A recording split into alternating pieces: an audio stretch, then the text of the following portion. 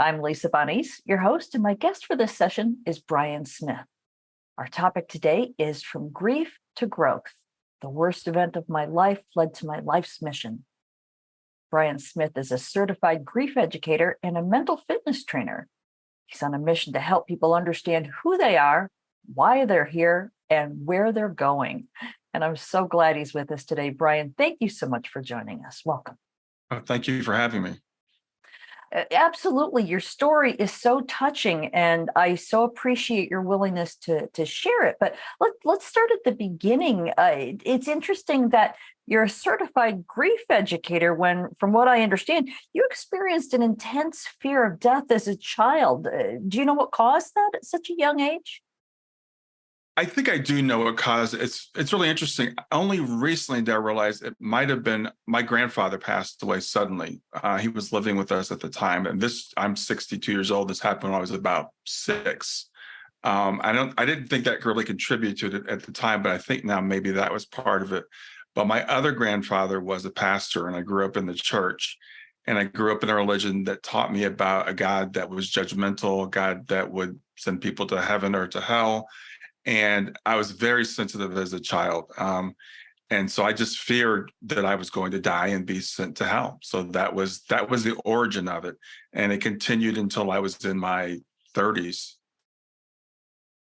Wow. Okay. So then tell us about your daughter's passing. How old were you when that occurred? And do you believe that her passing was inevitable? Let's talk about that a bit. Yeah, it was my daughter passed away in 2015. She was 15 years old, which was about the time that my fear of death really intensified. That's when I started having panic attacks when I was in my teen years. So I do believe that my fear of death was kind of a premonition that set me up to go on a path of where I studied the afterlife for most of my life. And so when I never suspected my daughter was going to pass away until after she did. And then I realized there were indications, things that she had said when she was even a child, that she didn't plan to grow up. And there's actually an event just a few weeks before she passed when she was talking about her passing, and there was no reason for her to do that. So I do believe that, my life kind of set me up for this, the fear of death, which led to all the studying that I did. So by the time my daughter passed away, the one blessing for me was I never had to fear, like, was she gone? Was I never going to see her again? Was she gone? I knew that she was okay. So that was a blessing for me. Well, so let's talk about that a bit because you'd already sort of looked into this topic before she passed, and you said that she said some things shortly before her passing. Would you mind telling us a bit about that? Sure, absolutely. Well, when she was about, I think she was about 4 at the time. She and her sister, who was 3 years old, they were sitting at the kitchen table, and it wasn't about passing, but she talked about pre-birth memory, and they talked about being in heaven and choosing us as parents. Something I'd never heard of before. I know that they didn't get it from us, and they both kind of said they had this memory. When she was about the age of 10. She got very upset. She said, "I don't want to grow up." Her sister was a teenager and just, was going through puberty. She's like, "I don't want to go through that. I don't want to grow up. I don't want to be, I don't want to be an adult." She truly, genuinely enjoyed being a child. And she just took everything in life like, I want to experience a broken leg, for example. When she was diagnosed with arthritis, rheumatoid arthritis, when she was about 10 or 11, remember we were going to get blood drawn, and she's like, "I wonder what it's like to get blood drawn." So that's just the way she was about everything. And then when she was 15 and a half, was right before she passed, she was playing with her cousins. It was on Mother's Day, and she passed on June 24th. And she said, "When I die, I want to be cremated and buried under a tree." And we didn't know this till after she had passed a few weeks later. And we were discussing her arrangements with her sister. And we said, "Well, we think we're going to have her body cremated." And her sister goes, "Well, yeah, that's what she would want because she told me this just a few weeks ago." So those were some of the indications that we had from her. And then for me, um, as I said, I started studying the afterlife intently, probably in my mid 20s.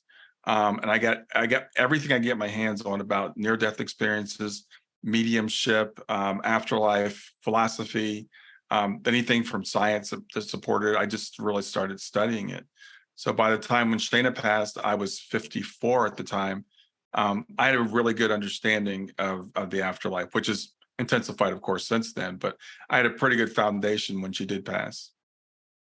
That's so fascinating. From what I've learned in my own study and research into the topic is that perhaps this was a pre-life plan that maybe the two of you agreed to this before you came to this earth, so that she would pass and perhaps be helping you from the other side. Do you feel that that's the case?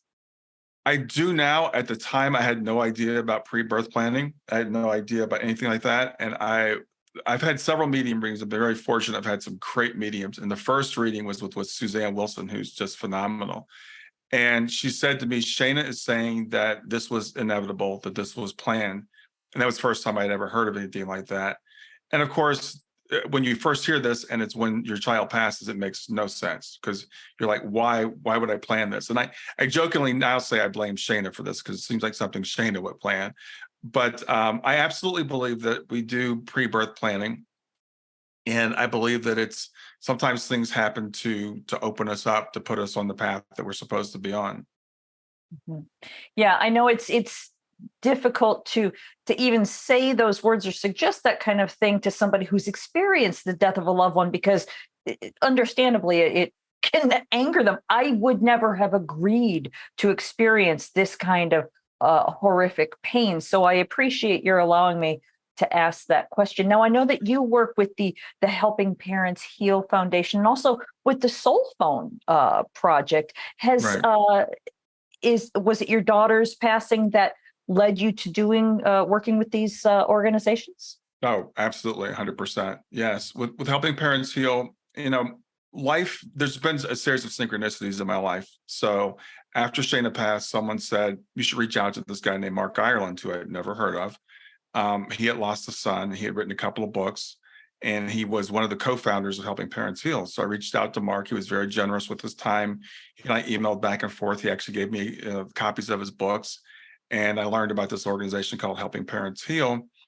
And then just again, synchronicity, we were going on vacation the year after Shana passed, and my daughter Kayla said, I don't want to go to the beach. We always went to the beach. She said, I want to go somewhere totally different. Let's go to the desert. Let's go to Arizona.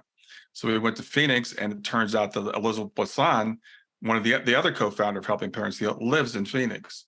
So we met Elizabeth, and she's like, I think you should be part of this organization. So I started working with Helping Parents Heal shortly after that. And that's where, again, I started learning more about pre-birth planning and all that stuff, and through talking to mediums and things of that nature. So yeah, that's exactly how I got into this. And then my wife, she loves Suzanne Giesemann, so we went to a summit that she was putting on, and we were there. And that's, I think, the second time I had met Mark Pitstick. But Mark was working on the Soul Phone, so he's like, we need volunteers to work on the Soul Phone project. So that's what led to that. So none of these things were planned; they just kind of came about. Yes, interesting how they just sort of fall into place, isn't it?